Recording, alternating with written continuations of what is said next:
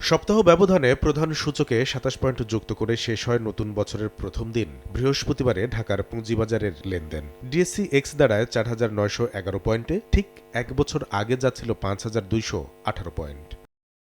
বছর ব্যবধানে সূচকের বড় পতন হলেও ঢাকা স্টক এক্সচেঞ্জে বাজার মূলধন বেড়েছে ১৬,৮৭৩ কোটি ৮৯ লাখ টাকা, ৬,১৭০ কোটি ৩৪ লাখ টাকা যোগ হয়েছে সপ্তাহ ব্যবধানে। গেল সপ্তাহে দৈনিক লেনদেন সবচেয়ে বেশি ৩৮৫ কোটি ৯ লাখ টাকা হয়েছে প্রথম কার্যদিবস রোববারে। সবচেয়ে কম হয়েছে পরদিন ৩০৯ কোটি ৯৭ লাখ টাকা। এর পরের দুই দিন অবশ্য টানা বেড়েছে। এদিকে আবারও দাম বৃদ্ধির তালিকায় দাপট বাড়ছে জেড ক্যাটাগরির প্রতিষ্ঠানের। শীর্ষ ১০-এ সবচেয়ে বাজেখ্যাত এই ক্যাটাগরির প্রতিষ্ঠান রয়েছে ৮টি। দাম বৃদ্ধির তালিকায় কোণঠাসা থাকলেও কমতির শীর্ষ ১০ কোম্পানির মধ্যে ৬টি রয়েছে এই ক্যাটাগরির প্রতিষ্ঠান। এমন অবস্থায় তালিকাভুক্ত ২১ খাতের মধ্যে গেল সপ্তাহে দৈনিক গড় লেনদেন বেড়েছে ব্যাংক, ওষুধ, টেলিকম সহ ৯ খাতে।